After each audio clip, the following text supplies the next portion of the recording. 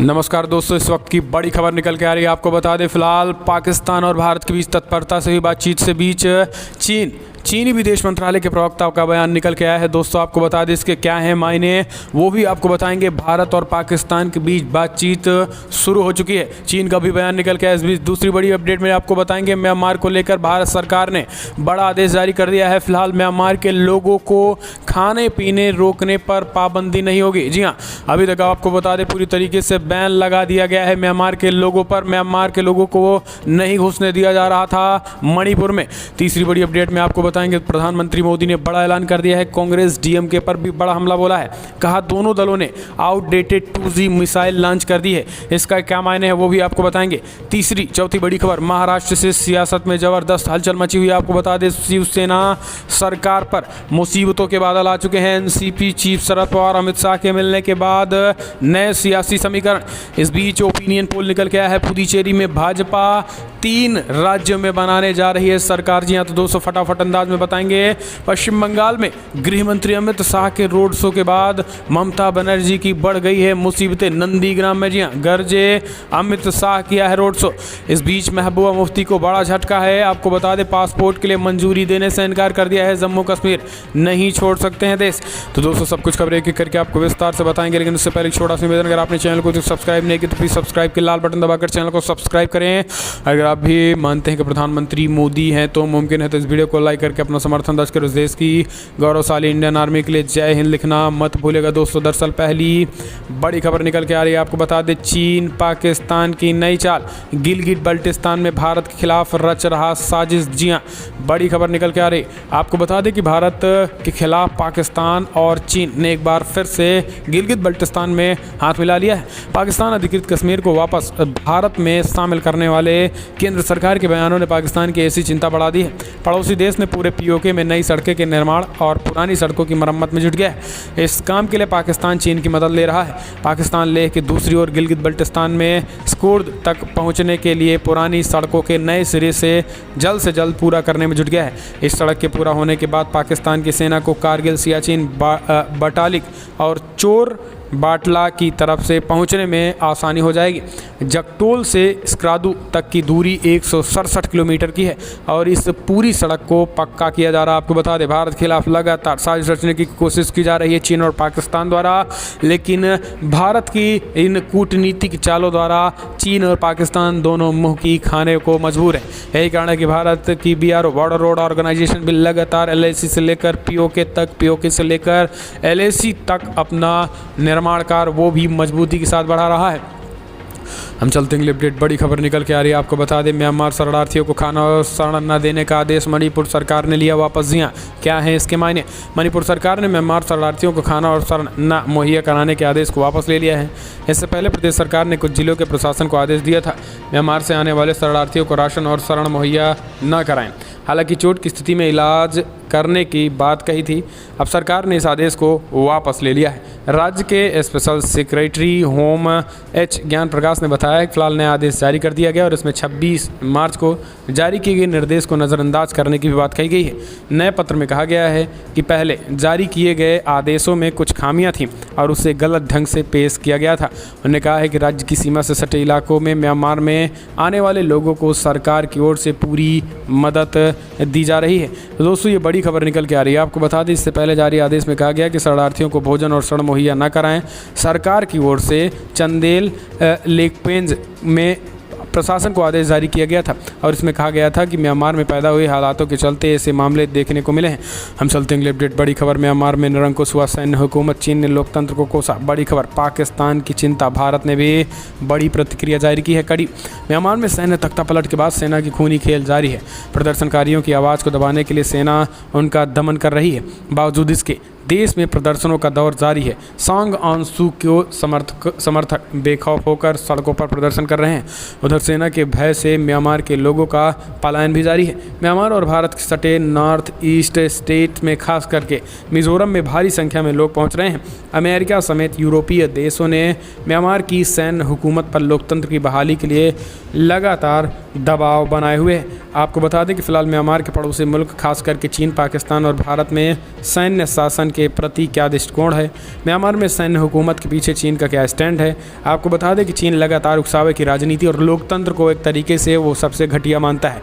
चीन डेमोक्रेसी को ख़त्म करना चाहता है, न केवल चीन में तो ख़त्म ही कर दिया बल्कि पूरी दुनिया में भी।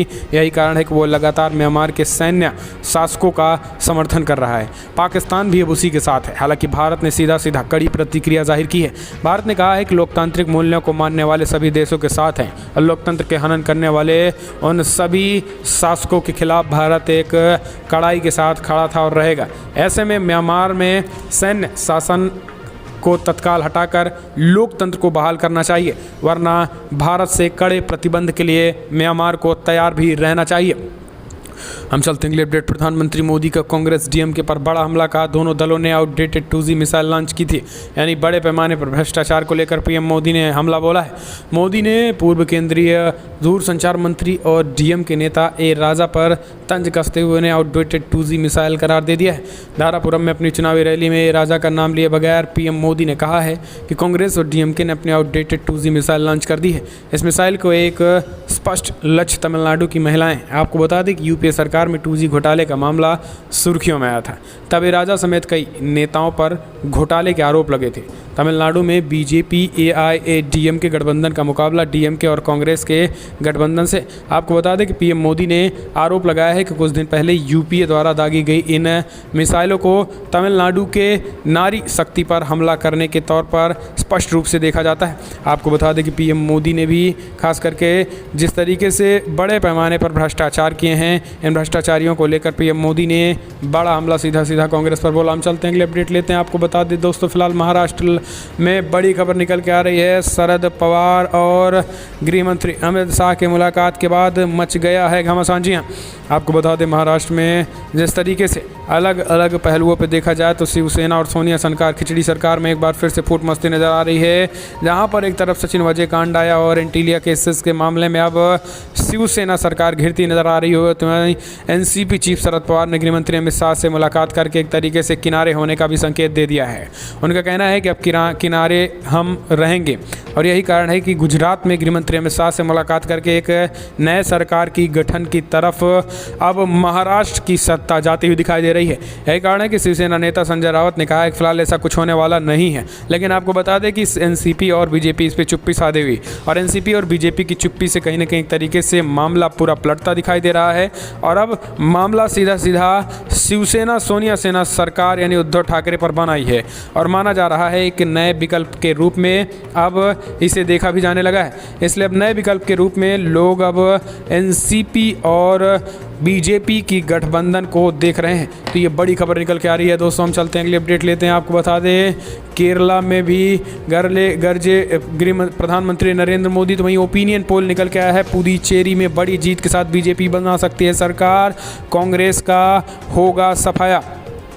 दरअसल आपको बता दें पुदुचेरी समेत कई राज्यों में भारतीय जनता पार्टी लगभग 5 राज्यों में होने वाले उपचुनाव में 3 राज्यों में सरकार बनाने जा रही है। जी हाँ, बड़ी खबर निकल के आ रही है। आपको बता दें भारतीय जनता पार्टी ने एक बार फिर से अपना जादू चला दिया है और बीजेपी यहाँ पर लगभग 5 राज्यों में हो रहे चुनाव में लगभग 3 राज्यों में इस बार सत्ता में आने जा रही है। यही कारण है कि भारतीय जनता पार्टी आक्रामक मोड में और कांग्रेस पार्टी की मुसीबतें बढ़ गई है। आपको बता दें कि बीजेपी ने पहले ही कहा था कि वो 3 से ज़्यादा 4 राज्यों में सरकार बनाएगी।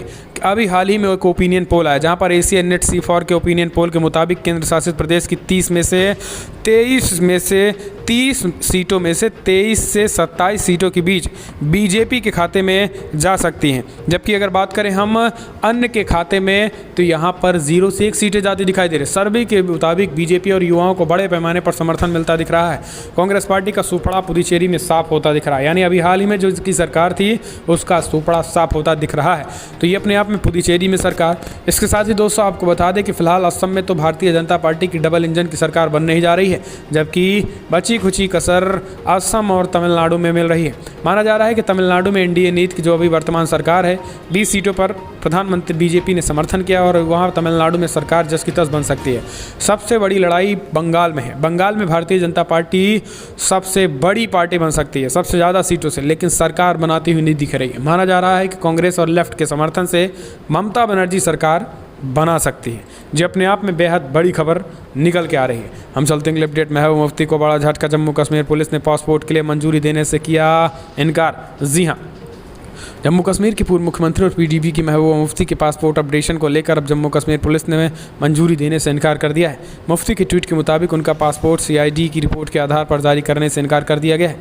महबूबा मुफ्ती ने इस मामले में ट्वीट करते हुए कहा है कि पासपोर्ट कार्यालय ने सीआईडी की रिपोर्ट के आधार पर मेरा पासपोर्ट जारी करने से इनकार कर दिया है, क्योंकि ये इस भारत की सुरक्षा के लिए खतरा है। अगस्त 2019 से पहले कश्मीर में हासिल की गई सामान्य स्थिति का स्तर है कि पासपोर्ट धारक करने वाले एक मुख्यमंत्री एक शक्तिशाली राष्ट्र की संप्रभुता के लिए खतरा है। मुफ्ती के पासपोर्ट की तारीख 31 मई 2019 तक थी, जिसके बाद उन्होंने अपडेट के लिए अपील की थी।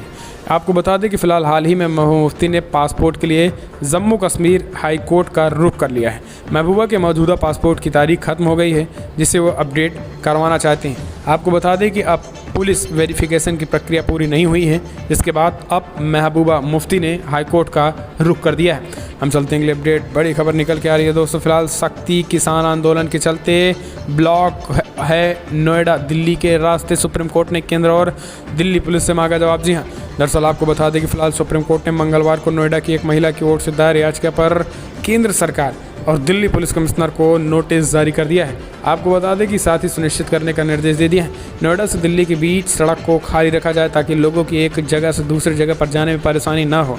नए कृषि कानूनों को लेकर देश भर में किसान राजधानी दिल्ली की सीमा पर डटे हुए हैं।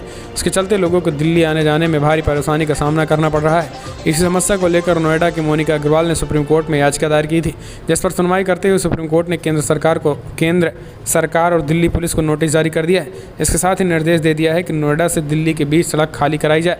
जस्टिस संजय किशन कौल की अध्यक्षता वाली बेंच ने मोनिका अग्रवाल की याचिका पर केंद्र और दिल्ली पुलिस कमिश्नर को नोटिस जारी कर दिया है। हम चलते हैं अपडेट लेते हैं। तो दोस्तों फिलहाल बड़ी खबर निकल के आ रही है। आपको बता दें यूपी कोरोना को लेकर सीएम योगी आदित्यनाथ सख्त बिग ब्रेकिंग निकल के आ रही है। डीएम ने अधिकारियों के मुख्यालय छोड़ने पर लगाई रोक, रही बड़ी वजह। यूपी के मेरठ में एक बार फिर से कोरोना का खतरा बढ़ता जा रहा है। इसी के मद्देनजर सीएम योगी आदित्यनाथ ने सभी जिले के अधिकारियों को सख्त निर्देश दे दिया है। सीएम योगी का कहना है कि कोरोना को लेकर कोई भी लापरवाही नहीं होनी चाहिए। उधर मेरठ जनपद में डीएम के बालाजी ने बढ़ते कोरोना संक्रमण और पंचायत चुनाव को देखते हुए जिले के सभी अधिकारियों को सख्त निर्देश दे दिए हैं। डीएम ने अधिकारियों के मुख्यालय छोड़ने पर रोक लगा दी है। उन्होंने कहा है कि अगर कोई बहुत ज़रूरी काम है तो इसके लिए अनुमति लेना अनिवार्य होगा। यही नहीं, अब जिले में अवकाश के दिनों में भी चुनाव से संबंध में कार्यालय खोले जाएंगे। आपको बता दें कि मेरठ शहर में अब एक बार फिर से कोरोना ने रफ्तार पकड़ ली है। कभी एक दिन में 56 तो कभी 40 के आसपास मरीज मिल रहे हैं। वहीं पंचायत चुनाव के लिए डीएम और संबंधित निर्वाचन अधिकारियों के स्तर से चुनाव की सूचना जारी हो चुकी है। तो ये बड़ी खबर निकल के आ रही है। हम चलते हैं अगले अपडेट लेते हैं दोस्तों। बिग ब्रेकिंग, जहाँ पर बड़ी खबर निकल के आ रही है। आपको बता दें गृह मंत्री अमित शाह पश्चिम बंगाल में गरजे। जी हाँ, आपको बता दें नंदीग्राम में आज ताबड़तोड़ रोड शो किया है गृह मंत्री अमित शाह ने। दरअसल आपको बता दें पश्चिम बंगाल दूसरे चरण के चुनाव के लिए आज प्रचार अभियान का आखिरी दिन है। इस बीच बंगाल में टीएमसी की साख इस वक्त दांव पे लगी है। वहीं बीजेपी ने भी लोकसभा चुनाव में अच्छे प्रदर्शन को विधानसभा में दोहराने के लिए एड़ी चोटी का जोर लगाए हुए है। दूसरे चरण में हाई प्रोफाइल सीट नंदीग्राम के दिन दोनों पार्टियां ताबड़तोड़ प्रचार कर रही हैं। इसी कड़ी में केंद्रीय मंत्री अमित शाह भी बंगाल की सड़कों पर उतरेंगे, तो वहीं सीएम ममता बनर्जी भी व्हील चेयर पर रोड शो करती नजर आएंगे। केंद्रीय गृह मंत्री अमित शाह आज कम से कम 3 रोड शो कर रहे हैं। इस बीच आपको बता दें इस रोड शो से स्पष्ट हो जाएगा कि इस बार नंदीग्राम में ममता दीदी का सफाया तय माना जा रहा है। हम चलते हैं अगले अपडेट लेते हैं दोस्तों। बड़ी खबर निकल के आ रही है। आपको बता दें फिलहाल नंदीग्राम में ही गरजे शुभेंदु अधिकारी, कहा ममता बनर्जी पाकिस्तान से मिली हुई हैं। जी हाँ, आपको बता दें उन्होंने कहा है कि आज पाकिस्तान की भाषा बोल रही हैं ममता बनर्जी। नंदीग्राम में गुरुवार को होने वाले मतदान से पहले सोमवार को भारतीय जनता पार्टी और तृणमूल कांग्रेस के नेताओं के बीच झड़प की खबर आई और इस बीच जानकारी के मुताबिक चुनावी सभा से लौट रहे भाजपा उम्मीदवार शुभेंदु अधिकारी के काफिले पर हमले की कोशिश की गई। बताया जा रहा है कि रास्ते में टीएमसी का झंडा लेकर कार्यकर्ताओं ने उनके काफिले को रोकने की कोशिश की और नारेबाजी भी की। यानी अब आप समझिए कि एक तरीके से टीएमसी के लोगों को उकसाया जा रहा है। टीएमसी के नेता को लगातार टीएमसी के नेता बीजेपी के नेताओं को उकसा रहे हैं ताकि एक तरीके की युद्ध की सिचुएशन हो सके। हम चलते हैं, अपडेट लेते हैं। आपको बता दें दोस्तों, फिलहाल पंजाब में भाजपा नेता पर हुए हमले के बाद पंजाब सरकार ने जारी किया एडवाइजरी। बीजेपी के नेताओं को सुरक्षा बढ़ाएगी। पंजाब सरकार ने अलर्ट किया आदेश। यहाँ पंजाब में बीजेपी विधायक प्रदर्शनकारी किसानों द्वारा किए गए हमले के प्रदेश सरकार सतर्क हो गई है। सोमवार को कैप्टन अमरिंदर सिंह सरकार ने सभी उपायुक्तों और जिला पुलिस प्रमुखों को निर्देश दे दिया है कि वो पहले से तय कार्यक्रमों के दौरान बीजेपी नेताओं की सुरक्षा सुनिश्चित करें। राज्य के गृह विभाग ने इस संबंध में आदेश जारी कर दिया है। आपको बता दें कि बीते दिनों केंद्र के नए कृषि कानूनों के खिलाफ प्रदर्शन कर रहे किसानों ने बीजेपी के विधायक पर हमला कर दिया है, जिसका वीडियो वायरल हो रहा था। आपको बता दें कि पंजाब के गृह विभाग के आदेशों के मुताबिक जब भी जरूरत पड़े तो भारतीय रिजर्व बटालियन, पंजाब सशस्त्र पुलिस के अतिरिक्त कर्मियों और कमांडो की मांग की जा सकती है। और उसी को देखते हुए दोस्तों सरकार ने बड़ा आदेश दिया। तो दोस्तों फिलहाल आज दिन भर की फटाफट ब्रेकिंग न्यूज़ में इतना। लेकिन अगर आप भी मानते हैं कि नंदीग्राम में ममता बनर्जी का होगा सुपड़ा साफ, तो इस वीडियो को लाइक करके अपना समर्थन दर्ज करें दोस्तों। और इस वीडियो में इतना ही। जय हिंद, वंदे मातरम।